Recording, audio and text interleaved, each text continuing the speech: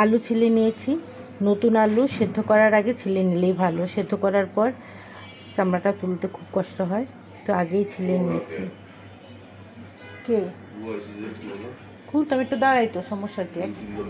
একটা বেল দিচ্ছে, শুধু একটা বেল দিচ্ছে। হ্যাঁ, তো আলুগুলো ছিলে ভালোভাবে ধুয়ে নিয়েছি। আর এই যে ছোলা সারা রাত ভিজিয়ে রেখেছি, এখন এগুলা সেদ্ধ দিব। যে পাতিলে সেদ্ধ করব ওই পাতিলেই নিয়ে নিলাম। ডিমগুলাও ধুয়ে নিয়ে নিয়েছি, এক পাশে দিয়ে দিচ্ছি।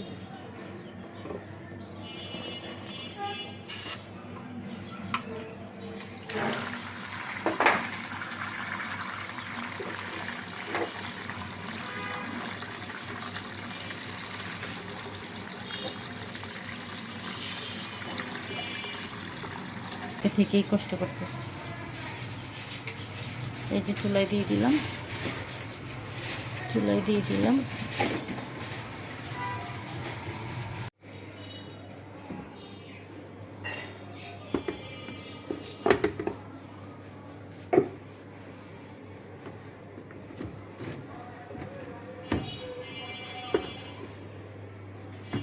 কাপড়গুলোও দিয়ে দিলাম।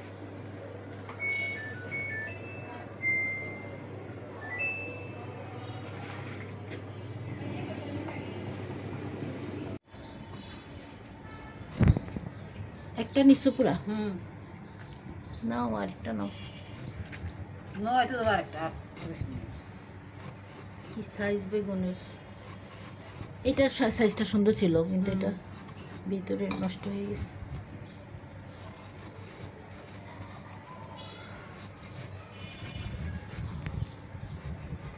এখন হাতে পলিথিনটা খোলো, পেঁয়াজ কাটা শেষ তো। আর লাগবো? ও, এটার জন্য না, এটার জন্য লাগবো না।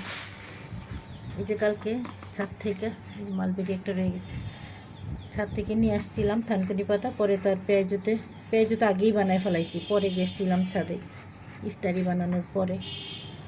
এগুলো কি হয়েছে, নষ্ট? কতগুলো ফেলাইছো দেখো, এগুলো সব উঠাও। এক মিনিট, আমি যেটা দেখাইতেছি এই যে দেখো, এগুলা সব উঠাও। আমি তো ওইটার কথা কইছি একবারও। তো কি বলদের মতো কি কও তুমি? আমি মরিচের কথা কইতাছি। এতগুলো মরিচ পড়লো কেমন এখানে?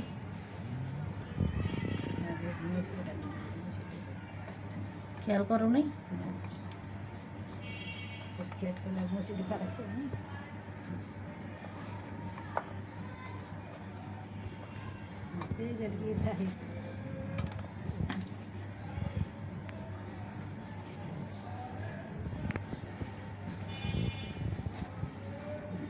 থানকুনি পাতা শুধু পাতাগুলো নিয়ে নিবা, এরকম। আজকে পেঁয়াজও বানাবো।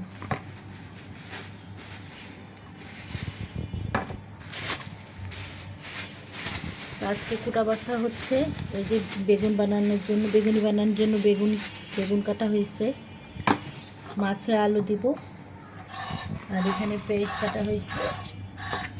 এই যে মরিচ কুচানো হয়েছে। শসা কেটে নেওয়া হলো। এখন চিচিঙ্গা কাটতেছি, চিচিঙ্গা ভাজি করব।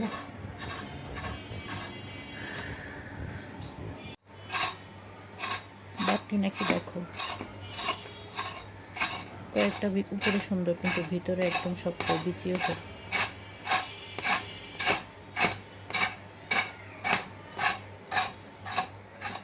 দেখে বোঝা যাইতেছে এগুলো তো পুরা।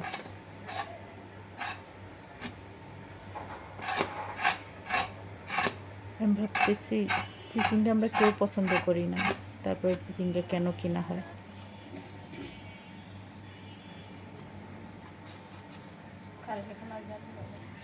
কি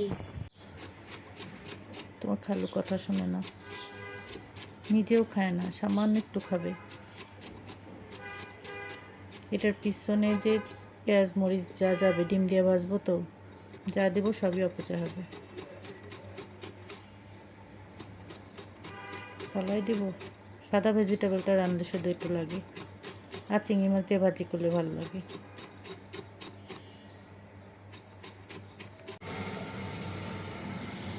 এই যে বেটারটা রেডি করে রেখেছি, বেগুনি ভাজবো শুধু আজকে।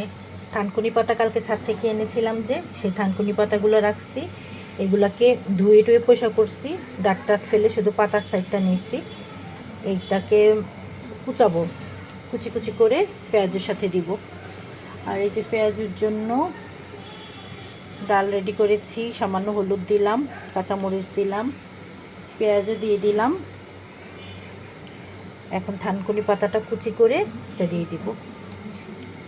আর এই যে আলু কেটে দিয়েছে কমলার মা রুই মাছ দিয়ে রান্না করার জন্য, এই যে রুই মাছ দিতেছি। আর আমি এখানে আলুগুলো মেশ করে নিলাম, ডিম চপ বানাবো। এই যে ডিম ছিলে রেখে গেছে। আর চিচিঙ্গা অনেকগুলো কেটে ফেলছে, চিচিঙ্গা অনেকগুলো কাটা হয়ে গেছে, রোজার মাসে এত খাওয়া যায় না আসলে, তো আমি অল্প কিছু ভাজি করছি।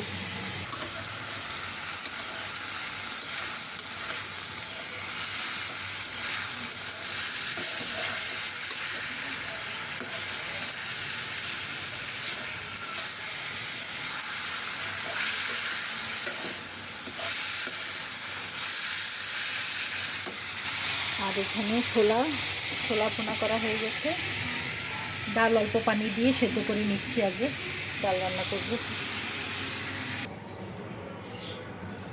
পেঁয়াজের সাথে থানকুনি পাতা সব দিই নাই, অল্প কিছু দিচ্ছি। সব উপকরণ পেঁয়াজ বানাতে যা যা উপকরণ লাগে সবগুলোর সাথে আর কি, সব কিছুর সাথে থানকুনি পাতাও দিয়ে দিলাম কুচি করে। এখন একে একে আমি বানিয়ে নেব।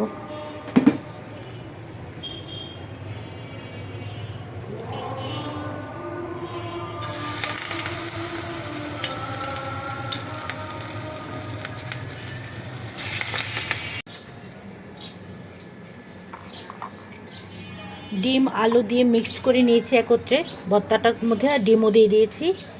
এখন এগুলাকে ভেজে নিচ্ছি। প্রথমে ডিমের মধ্যে এই যে লিকুইড ডিমের মধ্যে চুবিয়ে তারপরে ব্রেড গামে কোট করে দিয়ে দিচ্ছি।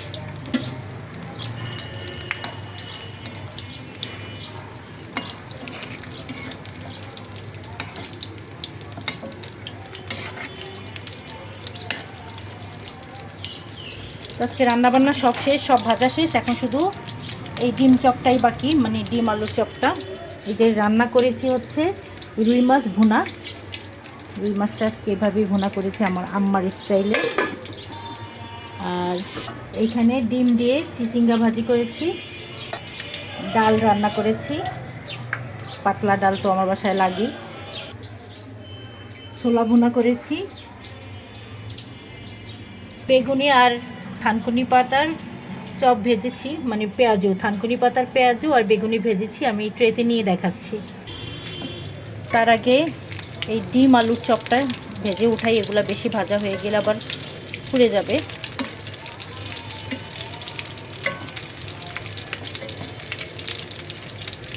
মাঝখানে যে কয়টা ভাজা হয়েছে, এই কয়টা ভাজা হয়েছে, এই কয়টা উঠাই নিতেছি, কালো হয়ে যাবে না তো।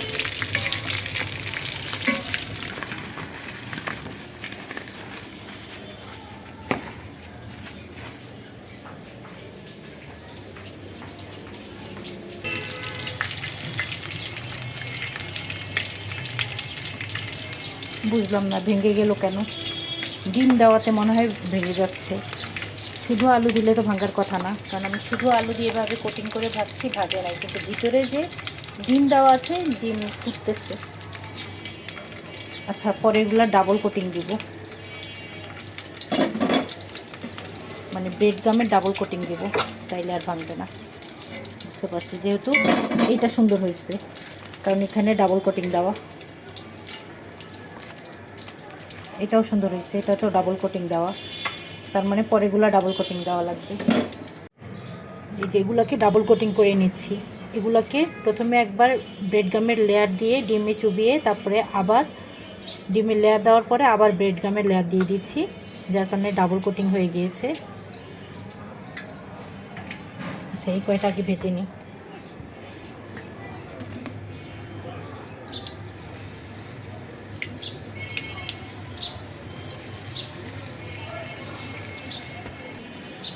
এই যেগুলো খুব সুন্দরভাবে ভাজা হয়েছে, একটাও ভাঙে না, ডাবল কোটিং দেওয়ার কারণে। তা না হইলে ভিতরে ডিম বাস্ট হয়ে যায়। তো হয়ে গিয়েছে, এখন আমি এগুলো তুলে নিচ্ছি। সুন্দরভাবে ভাজা হয়েছে, অনেক শক্ত হয়েছে।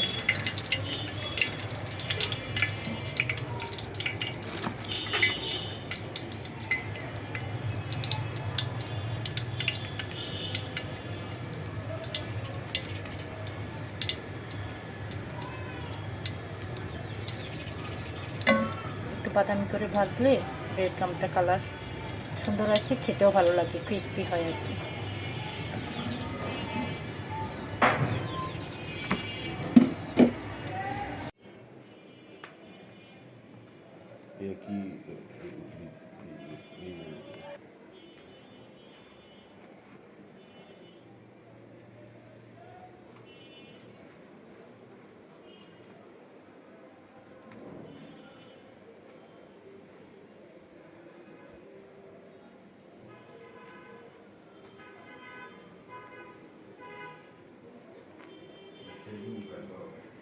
বাইর করছি রান্নাঘরে।